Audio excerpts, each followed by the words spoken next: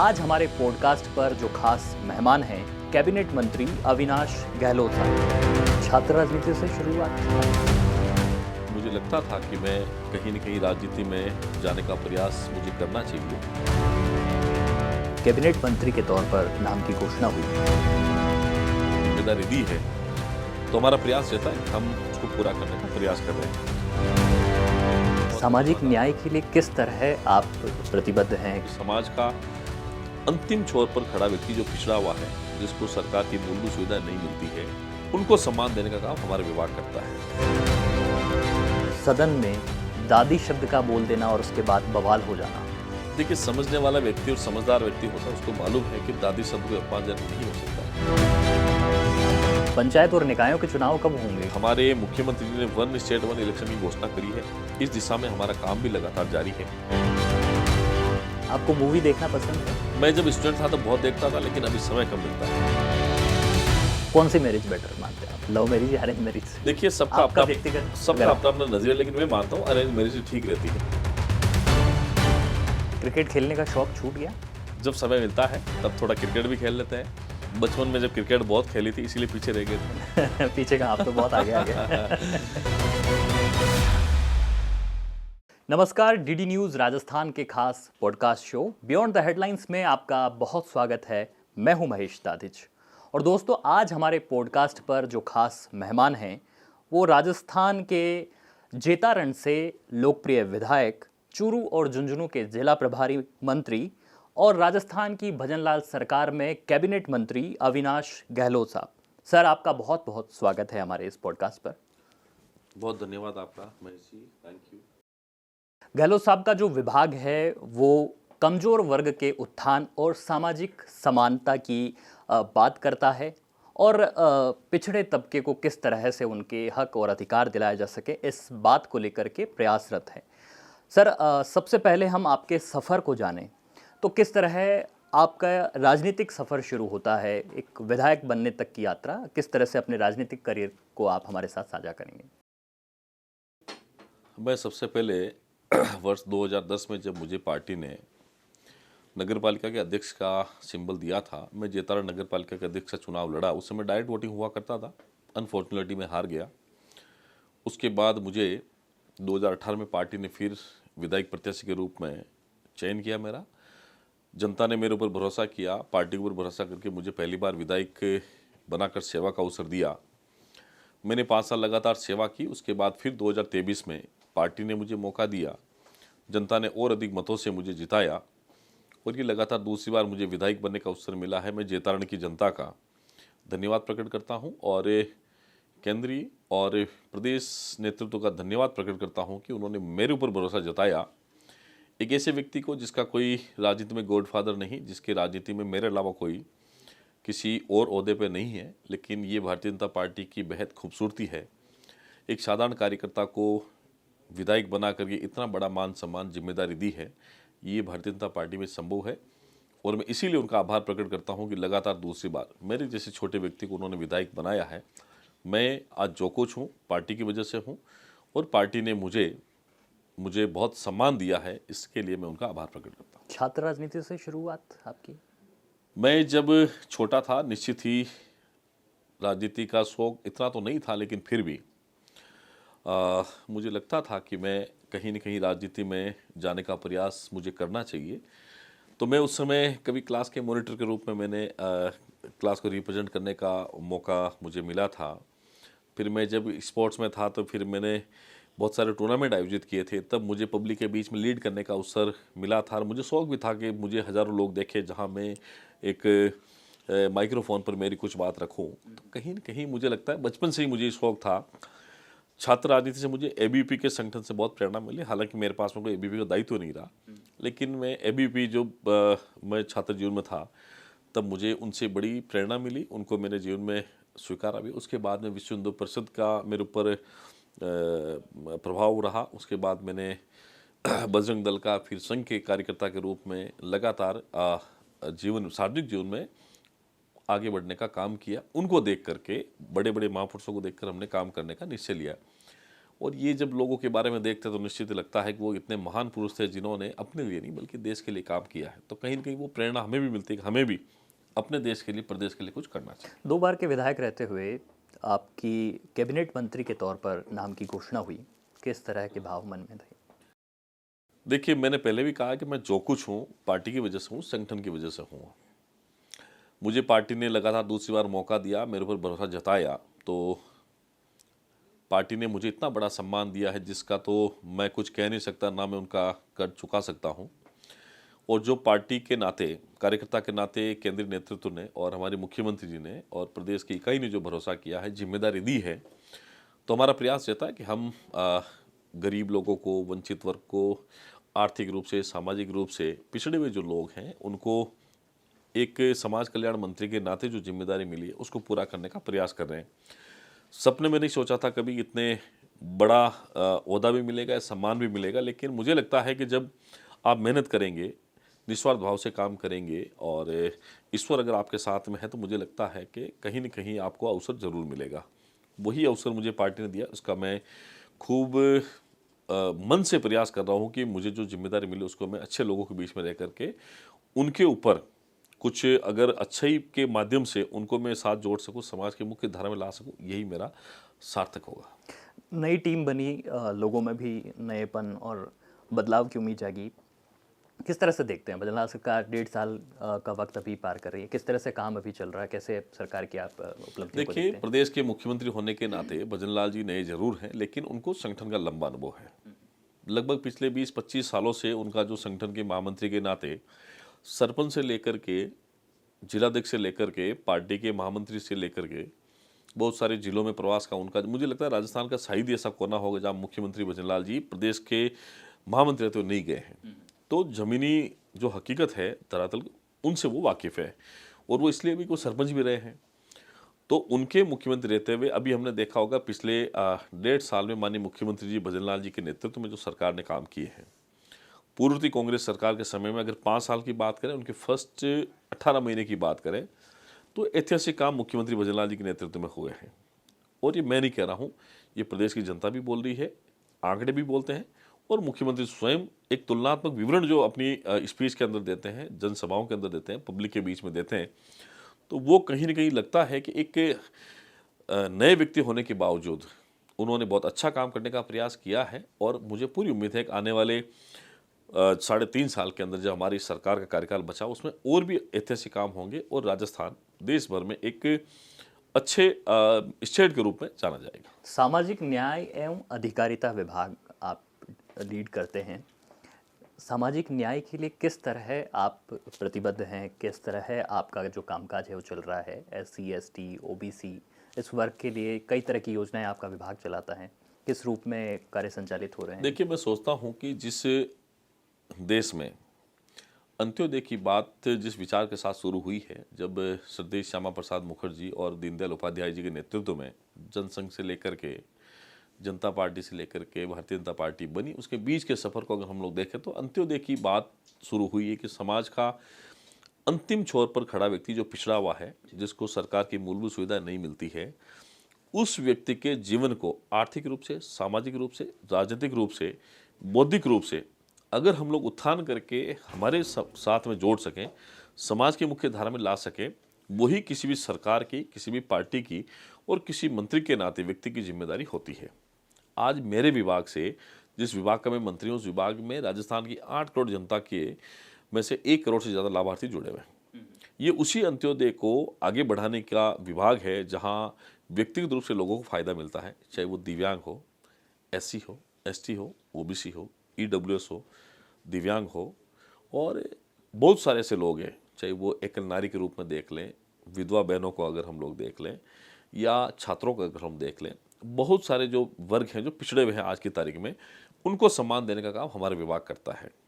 50 योजना हमारी चलती है, जब केंद्र सरकार की भी है, राज्य सरकार की भी है। दोनों योजनाओं को अगर मिलाएंगे तो 70 से 80 से ज़्यादा योजना हमारे विभाग की चलती है और लगभग 1 करोड़ के करीब लाभार्थी इस विभाग से जुड़े हुए हैं, जिसमें पेंशन का काम भी हम लोग करते हैं, पेंशन देने का काम हम लोग करते हैं, लोगों को, दिव्यांग साथियों को, उनके जीवन स्तर को आगे बढ़ाने का काम भी हम करते हैं।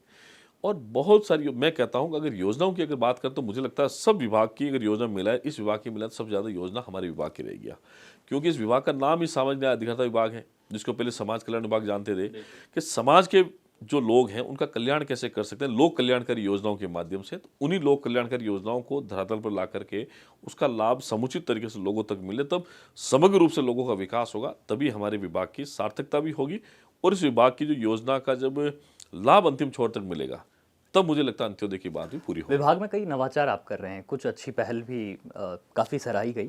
उनकी भी अगर हम बात करें, महिला आश्रम में रहने वाली जो बेटियां हैं, भजनलाल सरकार ने पिता बन करके उनका कन्यादान किया, आपने एक भाई की भूमिका निभाई। किस तरह का ये आइडिया था और कैसे इसको और आगे आप इम्प्लीमेंट करने वाले हैं? देखिए, हमारे यहाँ महिला सदन भी चलता है और जिन महिला सदन में 18 साल की हमारी बहन हो जाती है, उसकी इच्छा के अनुसार अगर वो ये कहते हैं कि हमें शादी करनी है, शादी के लायक हो जाती है, तो हम काउंसलिंग करते हैं और हमारी बेटियों के ये एक तरीके से स्वयंवर है। जो प्रभु श्री राम का और माँ सीता का स्वयंवर हुआ था, वैसा ही स्वयंवर आज हम करवाते हैं इस दौर में मुख्यमंत्री के नेतृत्व में, जहां हमारी बेटियां ही वर चुनती है। उनकी इच्छा के अनुसार हम देखते हैं कि जो वर और वधू है वो दोनों एक दूसरे से बातचीत करें। वर होता है, दूल्हा होता है, उसके सामाजिक रूप से, आर्थिक रूप से उसकी मजबूती के साथ में उसको अगर हम लोग विवाह बंधन बनाएंगे तो मुझे लगता है उसका सामाजिक जीवन भी ठीक तरीके से चलता है। पहले हमने 2 बेटियों की शादी कोटा के अंदर करी, अभी हमारी 11 बेटियों की शादी हमने अभी जयपुर के अंदर करी, मुख्यमंत्री के गृह क्षेत्र में। 2000 आवेदन आ गए। हाँ, 1900 से 2000 करीब आवेदन आए और हमारा खुला एक पारदर्शी तरीके से वधु के साथ वर का चयन करना होता है। हम उसकी काउंसलिंग करते हैं, उनका सामाजिक स्तर देखते हैं, वो आर्थिक रूप से मजबूत है कि नहीं है, ताकि हमारे महिला सदन से निकली हुई बच्ची जो शादी करना चाहती है वो ठीक तरीके से रह सके, दोनों के बीच में तालमेल ठीक तरीके से रहे। तो ये एक आज के दौर का स्वयंवर होता है और आने वाले समय फिर हम दिसंबर के अंदर और भी हमारी कुछ ऐसी बहनें हैं जो हमारी महिला सदन में रहती है, उनको हम लोग विवाह के माध्यम से सामाजिक जीवन में लाने का काम करेंगे। तो मुझे लगता है एक भाई होने के नाते हमारा फर्ज भी बनता है कि हम कन्यादान करें और इससे बड़ा पुण्य का और कोई काम नहीं होता है। तो हमारी इसमें संतुष्ट है कि हम ऐसा अच्छा काम मुख्यमंत्री के नेतृत्व में कर रहे हैं। ऐसे लोग जो जंजीरों में जकड़े हैं, उनको बंधनों से मुक्त करने का बीड़ा उठाया, किस तरह की बात थी और अब तक कितने लोगों को आप इससे मुक्त करवा चुके हैं? देखिए, ये दुर्भाग्य रहा है राजस्थान में कि बहुत सारी सरकारें इस राजस्थान में रही है, लेकिन उन्होंने कभी भी ऐसे लोगों के बारे में संज्ञान में नहीं लिया जहाँ कुछ 10 साल से, कोई 15 साल से, कोई 20 साल से, इवन 25-25 साल से माता पिता अपने बेटे बेटी का जो मानसिक रूप से विक्षिप्त हैं उनका इलाज नहीं करा पाते, क्योंकि उनके पास पैसा नहीं है, उनके पास में सामाजिक रूप से जागरूकता नहीं है, वो इलाज नहीं करा पाते। इसलिए हमने जंजीर से जीवन का अभियान चलाया। हमने सैकड़ों लोगों को इस दुख भरी जीवन से बाहर निकाला है। पत्रकार साथियों के माध्यम से हमारे पास बात आई है, मीडिया के माध्यम से हमारे पास बात आई है, हमारे विभाग के माध्यम से आई है, हमारी टीम जो काम करती है उसके माध्यम से हमारे पास जैसे ही बात आती है उसी दिन संभवतः हम हमारी टीम को भेजते हैं, हमारे विभाग के अधिकारी को भेजते हैं और उसका निःशुल्क इलाज करवाते हैं।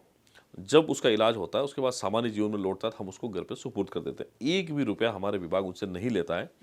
और मुझे बड़ी खुशी है कि रेगिस्तान के दौरों में, जहाँ पीने के पानी की भी आज समस्या हो सकती है, रहने के लिए मकान नहीं होंगे, इलाज के लिए दवा नहीं मिलती होगी, आने जाने के लिए गाड़ी नहीं मिलती होगी, वहाँ जब भी हमारे पास आती है, हमने सैकड़ों लोगों को इस अभियान का हिस्सा बना करके उनको सामान्य जीवन में लाने का काम किया है।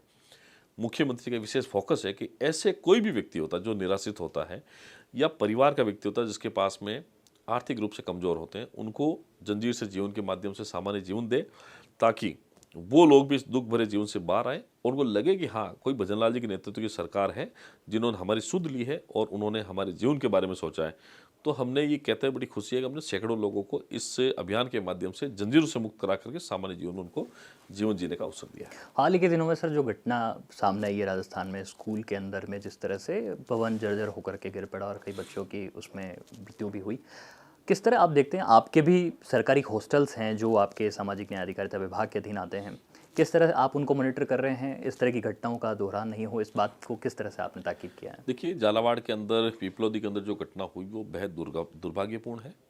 हम सबको इसका बेहद दुख भी है और दोबारा ऐसी घटना नहीं हो इसके लिए माननीय मुख्यमंत्री जी ने उसी दिन बैठक लेकर के सिर्फ स्कूल भवन को ही नहीं बल्कि हर एक राजकीय भवन को और गैर राजकीय भवन को उन्होंने मरम्मत के लिए निर्देशित किया है एक रिपोर्ट लेकर के। हमने हमारे विभाग के अंदर पिछले 2 सालों में जब से मुझे ये मौका मिला है तो मुख्यमंत्री से हमने आग्रह करके इस बार लगभग 50 करोड़ रुपए के रिपेयरिंग के बजट जो हैं हमने हॉस्टल्स के लिए दिए हैं। हॉस्टल का काम भी चल रहा है। तो जो सबसे ज़्यादा क्षतिग्रस्त हैं, जिनमें दुर्घटना होने की संभावना रहती है, उनको हमने लिस्टेड किया पहले चरण में। पिछले साल भी हमने करोड़ों रुपए लगाए हैं। केंद्र सरकार भी हमें मदद करती है, राज्य सरकार भी मदद करती है। तो लगभग 850 के करीब हमारे हॉस्टल्स हैं। उसमें से बहुत अच्छे तो बहुत सारे हो सकते हैं, लेकिन कुछ जीर्ण भी है तो उनका रिपेयरिंग का काम हमने किया था, अभी चल रहा है।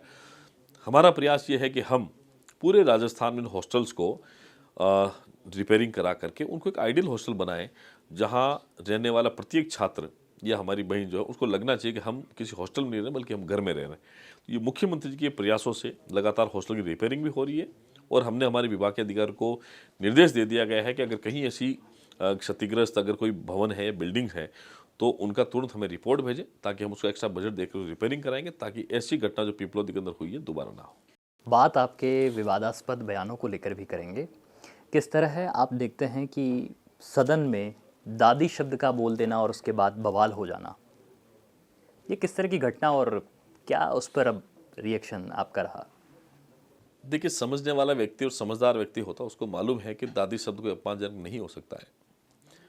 मेरे बयान पर अगर एतराज़ था तो कांग्रेसियों को बाहर आकर के कहना चाहिए था इंदिरा गांधी हमारी दादी नहीं है। आपने देखा होगा जब यूपीए गवर्नमेंट थी 2013 के अंदर, सलमान खुर्शीद ने, मणिशंकर अय्यर ने और एक कोई बड़े नेता थे राष्ट्रीय स्तर के कांग्रेस के, उन्होंने कहा था कि सोनिया गांधी सिर्फ राहुल गांधी की माँ नहीं है, वो कांग्रेस की भी माँ है और देश की भी माँ है। तब उनको एतराज़ नहीं हुआ था, लेकिन मैंने इंदिरा गांधी के बारे में दादी बोला, वो हमारी भी दादी है, एक सम्मानजनक शब्द है, मैंने कोई गलत नहीं बोला। लेकिन चूंकि जनता के हित से जुड़ा हुआ विषय नहीं था, 6 दिन तक विधानसभा को डिस्टर्ब किया, उसके बाद जनता उनसे जुड़ी नहीं है। आपने देखा होगा उन्होंने पूरे प्रदेश भर में हमारी सरकार का विरोध भी किया था, उन्होंने ये कह दिया, ये कह दिया, लेकिन जनता उनसे जुड़ी नहीं, तो उनको मुंह की भी खानी पड़ी और इस अभियान से पीछे भी हटना पड़ा और विधानसभा के अंदर माफ़ी मांगनी पड़ी कांग्रेसियों को। और मेरे शब्द कहने के बाद में डोटासाजी में ऐसी हुई कि अभी तक वो सदन में नहीं आए। तो उनको ऐसा लगा था कि हमने गलत विषय को पकड़ लिया है। जो मैंने कहा था वो कभी भी कोई गलत शब्द नहीं था, कभी भावना हमारी गलत नहीं थी। वर्किंग वुमेन हॉस्टल जो हमारे मुख्यमंत्री ने बजट में घोषणा करी थी, पूर्ववर्ती सरकार ने भी करी थी कांग्रेस ने, लेकिन 1 रुपया बजट का नहीं दिया। हमारी सरकार ने 35 करोड़ के प्रस्ताव भेजे, केंद्र सरकार ने हमसे प्रस्ताव मांगे तो उन्होंने 60 से 65 करोड़ के प्रस्ताव दिए। बस इसी विषय को लेकर हमने कहा था कि भाई आपने जिस इंदिरा गांधी के नाम पे योजना का नाम रखा, 1 पैसा आपने दिया नहीं। इंदिरा गांधी, राजीव गांधी, जवाहरलाल नेहरू के नाम से आप वोट लेते हो, लेकिन सिर्फ वोट तक आप सीमित रहते हो, जनता का काम नहीं करते हो। इसी बात पर उनको लगा। फिर उसके बाद में अध्यक्ष जी के आसन पर जाना और इस तरीके से जो व्यवहार करना वो निंदनीय भी था। उसके बाद माफ़ी मांगनी पड़ी थी और मुझे लगता है समझदार व्यक्ति ने कभी भी बीजेपी के इस बयान से किनारा नहीं किया। उन्होंने कहा था कि मैंने कोई गलत नहीं कहा था, लेकिन ये दाव एक्चुअली कांग्रेस को ही उल्टा पड़ा। विपक्ष की तो आप बात कर रहे हैं, उन्हें आप टारगेट भी कर रहे हैं, लेकिन वो तो संविधान बचाने की बात करते हैं। देखिए, इस देश का दुर्भाग्य रहा है, कांग्रेस जैसी बड़ी पार्टी ने कभी 400 से ज़्यादा सीटें लोकसभा में जीत करके सबसे बड़ा दल भी बना था, सबसे बड़ी सरकार भी उन्होंने बनाई थी।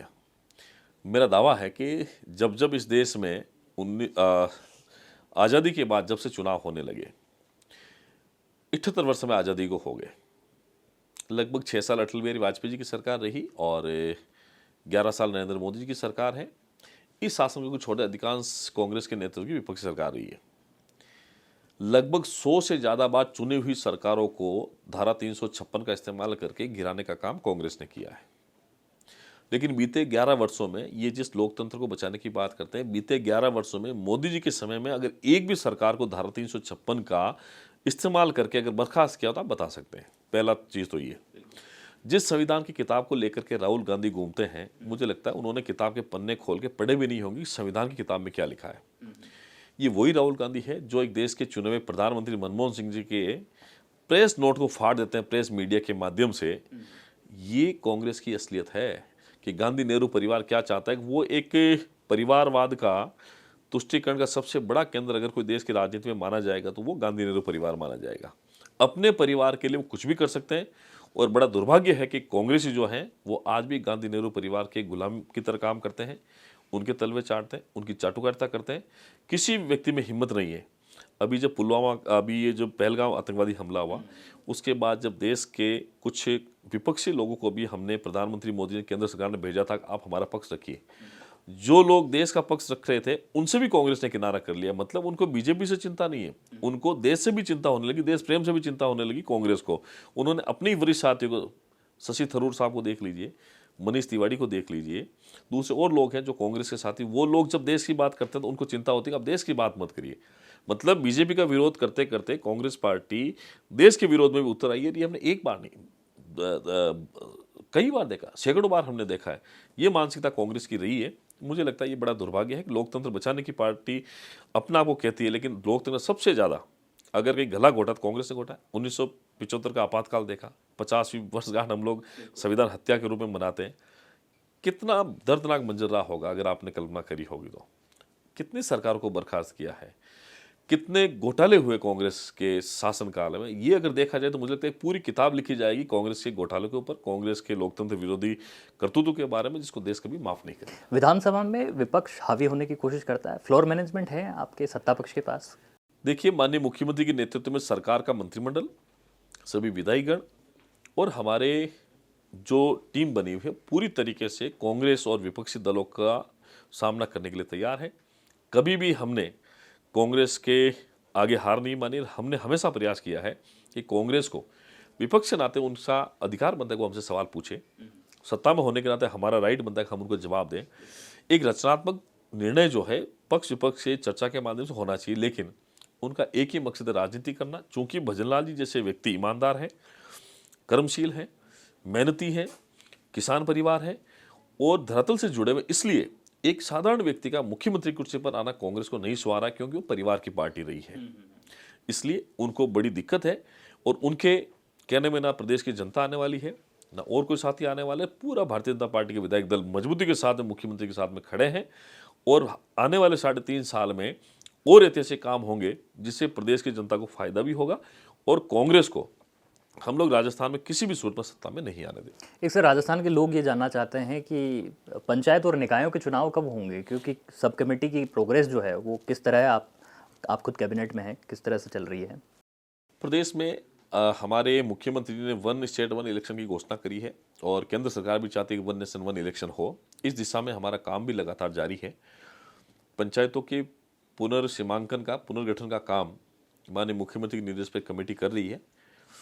चूंकि पिछली कांग्रेस सरकार के समय कुछ पंचायतों का ऐसा गठन हुआ जो नियमों के विपरीत था, उसको ठीक करने के लिए पंचायतों का पुनर्गठन हो रहा है, पंचायत समिति का पुनर्गठन हो रहा है, नए जिले बड़ा जिला परिषद का गठन हो रहा है।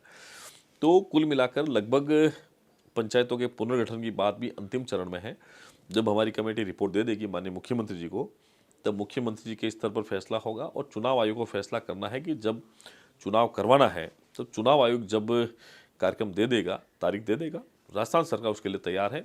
हम चाहते हैं कि नगर निकाय, पंचायत राज और सहकारिता के साथ चुनाव हो, ताकि लोगों का समय भी वेस्ट नहीं हो, पैसा भी नहीं ज़्यादा खर्च हो और एक तय सीमा के अंदर सारे चुनाव हो जाए, ताकि आने वाले समय में लोगों को अधिकतम फायदा सरकार का मिल सके। अच्छा, कुछ हल्के फुल्के सवाल भी कि आपको मूवी देखना पसंद है? मैं जब स्टूडेंट था तो बहुत देखता था, लेकिन अभी समय कम मिलता है। एक आजकल मूवी है सैयारा करके, बहुत चर्चाओं में है। उसमें प्रेमी युगल को दिखाया गया है। किस तरह से राजस्थान सरकार भी जो प्रेमी जोड़े हैं उनको बढ़ावा दे रही है, उनकी राशि भी आपने बढ़ाई है। किस तरह से आप देखते हैं अंतर्जातीय विभाग को लेकर के कुछ काम आपके विभाग ने किया? देखिए, राजस्थान में बहुत सारी योजनाएं चलती हैं जिसमें एक इंटरकास्ट मैरिज का भी प्रावधान है, जिसमें ऐसी वर्ग का अगर कोई लड़का लड़की है और सामान्य से या और किसी अन्य जाति से विवाह करता है तो उसको एक प्रोत्साहन राशि मिलती है। ये पहले से चली आ रही स्कीम है, इसको हमने बंद नहीं किया, ये लगातार चलती है। लेकिन राजस्थान में इस तरह देखा जाए तो बहुत कम ऐसे केसेज आते हैं जहाँ इसका जो है राशि का वितरण हम लोग करते हैं। बहुत कम केसेज हमारे पास में आते हैं, लेकिन फिर भी सरकार की एक व्यवस्था है, सरकार प्रोत्साहन राशि देती है। हम लोग चाहते हैं कि उसको आधी राशि पहले मिले इस विवाह के समय और आधी की हम लोग FD करा देते हैं, ताकि सिर्फ शादी के लिए या उस राशि के लिए वो शादी नहीं करे, कम से कम उनका जीवन 10 साल, 15 साल, 20 साल या लॉन्ग टाइम तक चले। इसके लिए हम 2 किस्तों में उसको राशि देते हैं। आधा पैसा पहले देते हैं, आधा पैसा उसको 5 साल, 7 साल, 8 साल, 10 साल बाद FD कराते हैं उसके बाद में उनका पैसा लेकिन रिलीज होता है। विवाह के लिए जातिगत बंधन काफी कम टूटते हुए देखा है, ऐसा मतलब कि जातिवाद अभी हावी है? देखिए ऐसा नहीं है, राजस्थान की संस्कृति रही है कि पहले से ही अरेंज मैरिज हो रही है। सामाजिक जो लोग हैं अपने परिवार में अपनी जाति में विवाह बंधन पसंद करते हैं।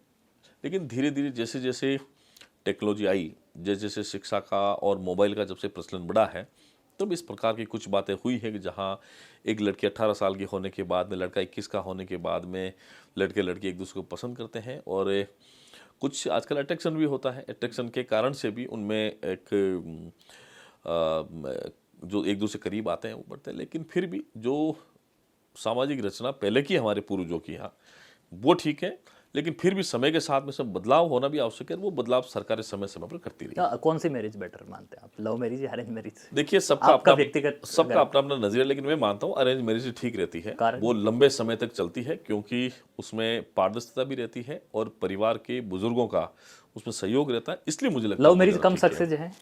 हाँ बिल्कुल, मुझे लगता है अगर आप डाटा देखेंगे तो बहुत कम है। ये बड़े लोगों से अगर आप लोग उसको कंपेरिजन करेंगे तो बड़े लोगों से मीडियम से लेकर नीचे देखेंगे तो नीचे तो लव मैरिज बहुत कम स्थिति में आती है। तलाक के मामले उसमें मैंने ज्यादा बताया है। कि एक अट्रैक्शन होता है कुछ समय का, उसके बाद में ये रिश्ते खत्म हो जाते हैं।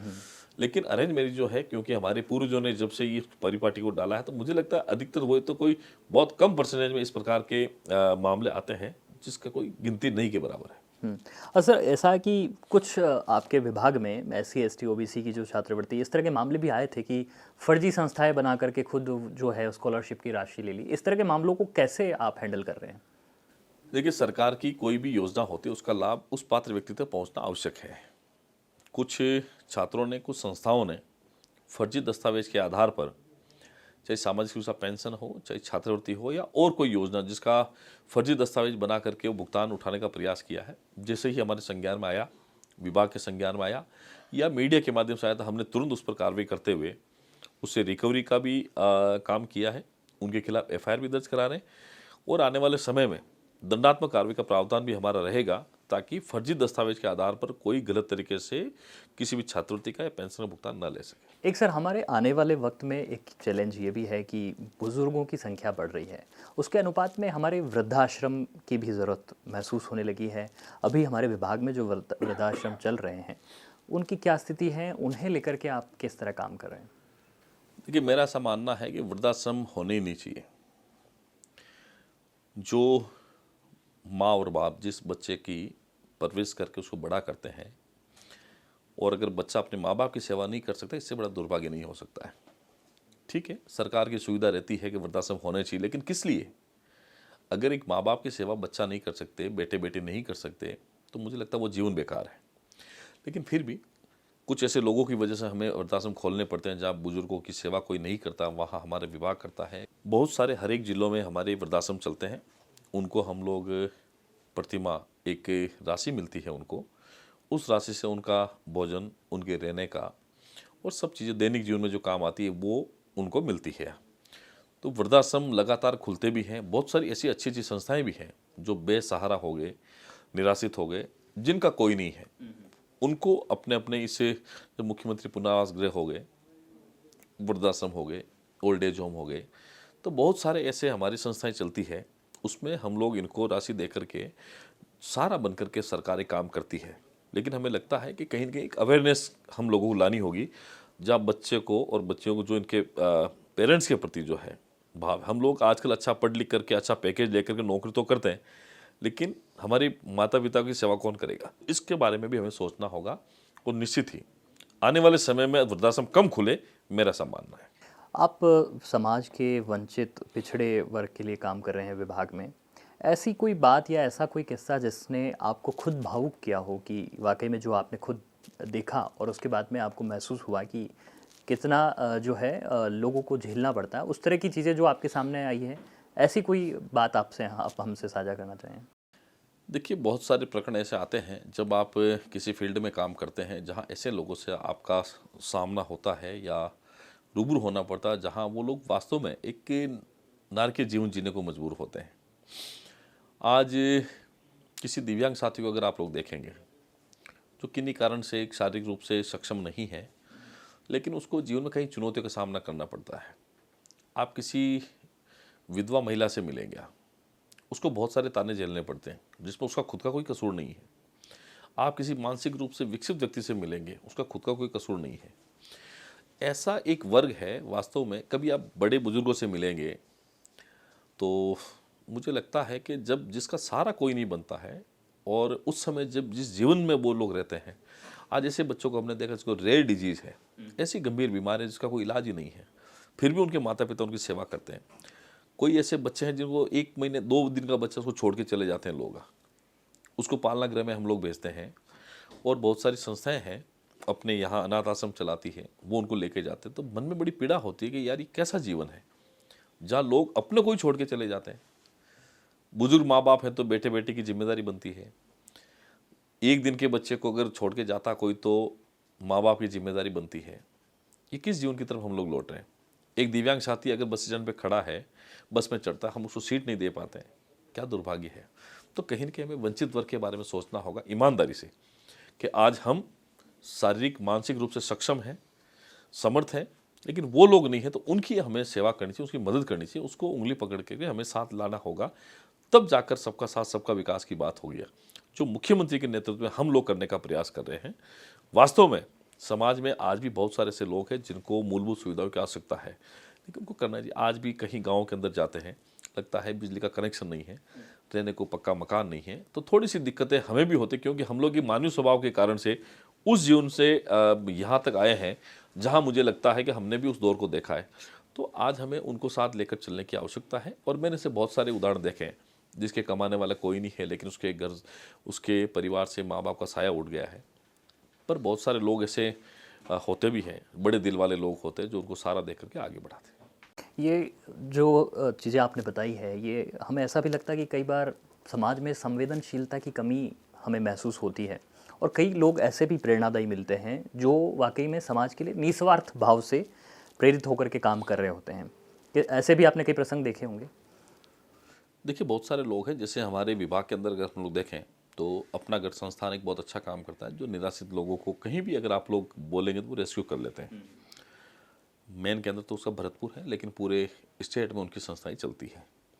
भगवान महावीर विकलांग सेवा समिति है, वो अच्छा काम करते हैं। जयपुर फूड का वो काम करते हैं। नारायण सेवा संस्थान उदयपुर वाले काम करते हैं। ऐसे गिने चुने तो है ही, लेकिन ऐसे बहुत सारी संस्थाएं हैं जिनको मैंने करीब से देखा बीते 1.5 सालों के अंदर, जिन्होंने बहुत अच्छा काम किया है। बहुत सारी संस्थाएं, बहुत सारे एनजीओ हैं।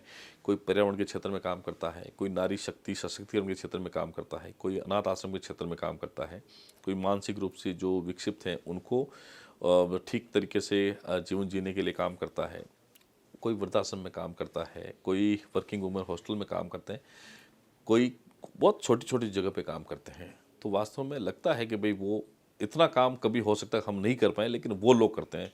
तो मैं तो आपके चैनल के माध्यम से उनको धन्यवाद करता हूँ कि वास्तव में वो लोग बड़ा पुण्य का काम कर रहे हैं। दिन भर बैठकों में व्यस्त रहना, अलग अलग लोगों से मिलना, परिवार के लिए वक्त निकाल पाते हैं? देखिए, सार्वजनिक जीवन में मुश्किल रहता है परिवार के लिए, और जब सार्वजनिक जीवन में आते हैं तो हम नरेंद्र मोदी को प्रेरणा पुरुष मानते हैं कि जो 24 घंटे में से 18-20 घंटे काम करते हैं उनको परिवार के लिए नहीं है, बल्कि पूरे भारतवर्ष को अपना परिवार मान करके 142 करोड़ लोगों की सेवा करते हैं। हमें भी लगता है कि 8 करोड़ की जनता हमारा परिवार है। एक परिवार में नहीं, हम लोग एक 8 करोड़ जनता के परिवार के सदस्यों के बीच में काम करते हैं। तो थोड़ा समय कम मिलता है, लेकिन फिर भी हम जो आते हैं उन्हीं में अपना संतुष्टि समझते हैं, यही अपना परिवार है। क्रिकेट खेलने का शौक छूट गया? मैं जब समय मिलता है तब थोड़ा क्रिकेट भी खेल लेते हैं, और ज़्यादा समय तो नहीं मिलता, लेकिन थोड़ा समय मिलता है जब थोड़ा सा खेल लेते हैं। अच्छे खिलाड़ी हैं आप, बैटिंग करना पसंद करते हैं या मैं गेंदबाजी में आपकी दिलचस्पी है? जो जैसे समय मिलता है वैसा हम लोग खेलते हैं। और बचपन में जब क्रिकेट बहुत खेली थी इसीलिए पीछे रह गए थे। पीछे का आप तो बहुत आगे आ गए। मैं फिजिकल टीचर बनना चाहता था, मैं प्रशासनिक अधिकारी बनना चाहता था, लेकिन खेलों में रुचि ज़्यादा थी, इसलिए बहुत ज़्यादा पढ़ नहीं पाए। और एमए कर लिया, बीपीएड कर लिया, लॉ कर लिया। तो मेरी रुचि सार्वजनिक सेवाओं में ज़्यादा थी, और वही मुझे मौका मिला तो मैं उसी में खुश हूँ। आप तो पीटीआई बनना चाह रहे थे, डेस्टिनी आपको कैबिनेट मिनिस्टर बना दी। ईश्वर को जो मंजूर होता है उसको कोई नहीं टाल सकता है। और कोई मेरे परिवार के और मेरे जो यार दोस्त हैं, मेरे परिचित हैं, उनके ही कोई आशीर्वाद है, पार्टी की मेहरबानी है मेरे ऊपर, इसलिए मुझे। एस्ट्रोलॉजी में बिलीव रखते हैं आप? पूरा। मैं शुद्ध रूप से एक आस्तिक व्यक्ति हूँ, हिंदू धर्म को मानने वाला व्यक्ति हूँ, जो हर एक भगवान को अपने आदर्श के रूप में मानता है। भोजन करने से पहले पूजा पाठ करता हूँ और ईश्वर में विश्वास रखता हूँ और ईश्वर से ये प्रार्थना करता हूँ कि मेरी कलम से कोई नुकसान नहीं हो।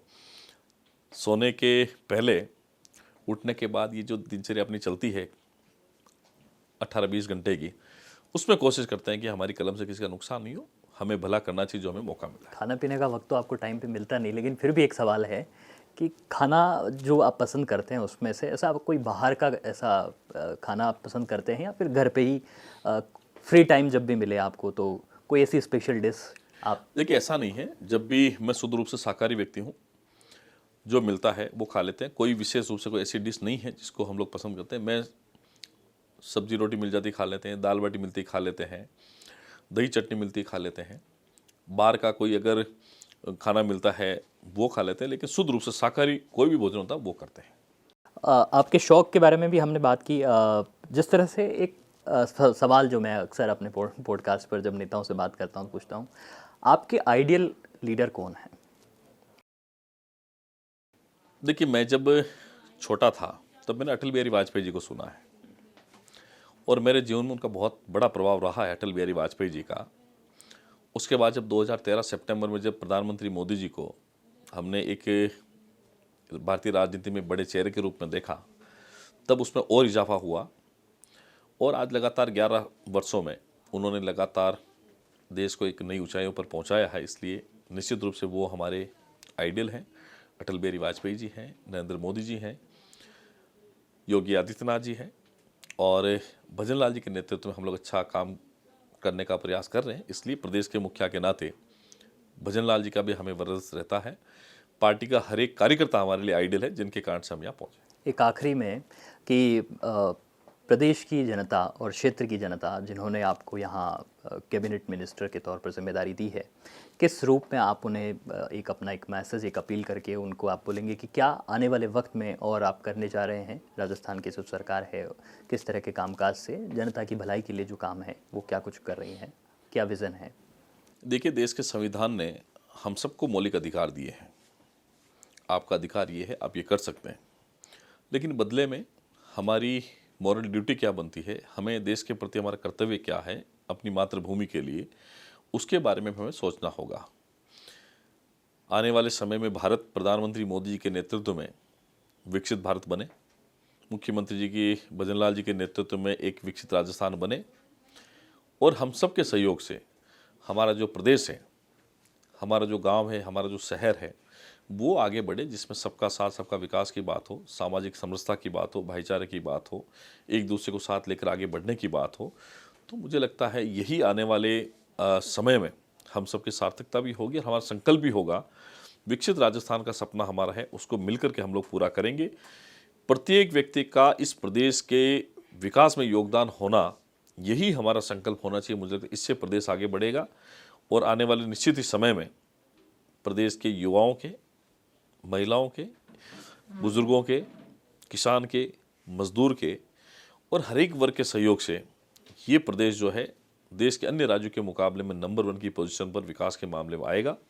ऐसा हम सब लोग मिलकर के काम करेंगे। स्वामी विवेकानंद जी के सपनों का भारत बनेगा। हम लोग अटल बिहारी वाजपेयी जी के सपने को पूरा करेंगे और जिस राजस्थान को भैरव सिंह जी शेखावत ने एक नए प्रदेश का निर्माण किया, जिसको वसुंधरा जी ने आगे बढ़ाया और मुख्यमंत्री भजनलाल शर्मा जी आज के दौर में नई ऊंचाइयों पर ले जा रहे हैं, तो हम सब का दायित्व बनता है कि बढ़ते हुए इस राजस्थान प्रदेश के विकास में अपनी भूमिका क्या है, इसको समझ करके प्रदेश के निर्माण में हम लोग सहभागी बने, देश के निर्माण में सहभागी बने। यही हमारा संकल्प होना चाहिए। मातृशक्ति के प्रति, युवाओं के प्रति, बुजुर्गों के प्रति, सबके प्रति हमारा सम्मान हो, यही भावना हमारी होनी चाहिए और यही हमारी वसुधैव कुटुंबकम की बात है। जब हम सबको साथ लेकर चलते हैं, सर्वे भवन्तु सुखिनः सर्वे सन्तु निरामया, ये बात हो। राजनीतिक जीवन से लेकर के आपके व्यक्तिगत जीवन के निजी अनुभव भी आपने साझा किया हमारे पॉडकास्ट पर, आपने समय निकाला और कई सारगर्भित बात हमारे साथ आपने की, इसके लिए आपका बहुत बहुत धन्यवाद। Thank you. आज हमारे इस खास podcast show beyond the headlines में बस इतना ही। अब हमारी पूरी टीम को इजाज़त दीजिए। आप बने रहे डीडी न्यूज़ राजस्थान के साथ।